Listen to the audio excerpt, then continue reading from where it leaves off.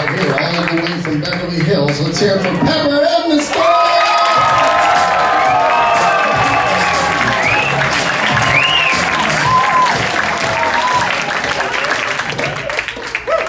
Hold on a second. So first of all, I want to apologize because I'm not going to be dirty at all.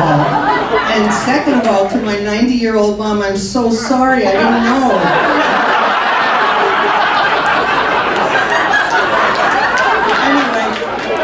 I was born Pepper Salter. I'm not kidding, that's my real name, it's my torment, Pepper Salter.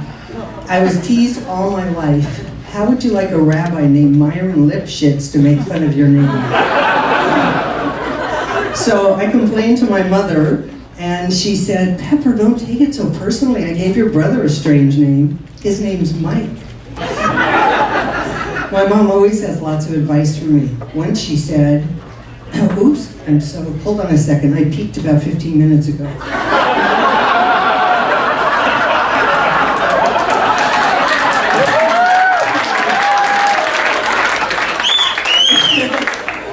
I'll buy you all your drinks after the show. So, my mom always gives me advice, and she once said, Pepper, a woman's most beautiful years are between the ages of 18 and 35. Unfortunately, she told me this on my 36th birthday.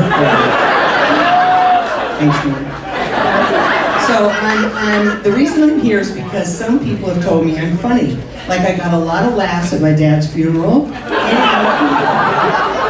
and I'm the funniest person in my bereavement group. I worked so hard on this routine and my computer crashed, and I wanted to get help, but I forgot the answers to the security questions, so I made up my own, and I will never forget these answers. 1, what's the name of the first dog you put to sleep? 2,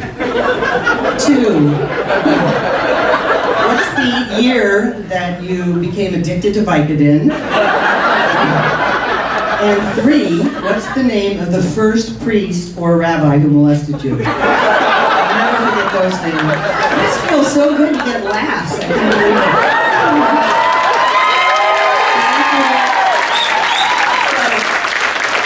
Pepper Salter, it gives me a headache. But my parents tried their best, although they raised us in a Jewish ghetto, Beverly Hills. We were so insulated. We didn't know anything about the outside world.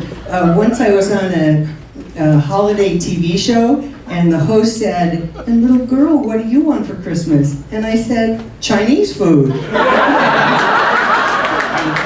And talk about being insulated. I went to a Jewish camp. Actually, 2 of my campmates are here.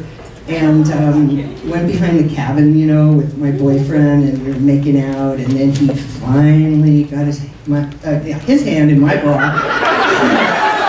and he just pulled it out like he had touched a hot plate, and he felt so guilty. We talked about it for the next month. And finally I said, okay, while we're discussing it, could you put your hand back in? I am painfully familiar with Jewish men and their neuroses, but I couldn't help myself. I married one. Then, after the ceremony, as we were walking down the aisle, I took a hard look at him and I thought, shit, I got a lemon. So we got divorced. But before that, I accidentally got pregnant by him 5 times.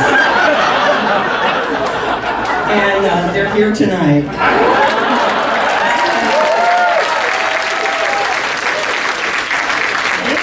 I married Joe, the good Gentile, and we had 2 more kids. That makes 7.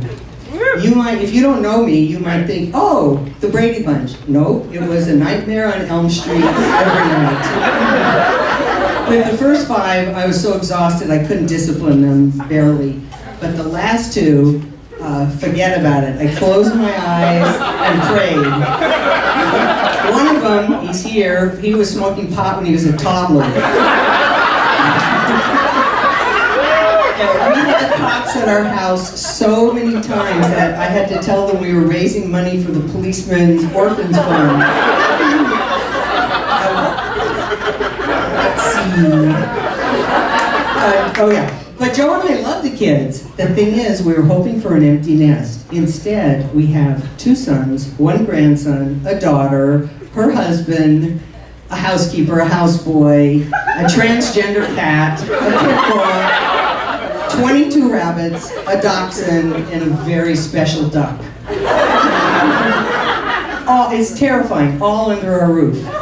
And my friend said, aren't you afraid to go up on stage and do stand-up? I said, are you kidding? I would do anything to get out of that fucking house.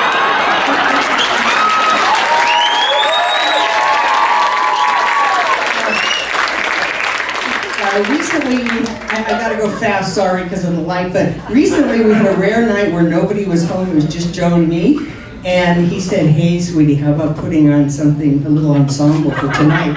So I said, okay, got dressed up, he was under the covers, the lights were low, hid behind a door, stuck out a naked leg, then I appeared in all my glory in a big green M&M suit with big white hands. This is the truth, my friends know.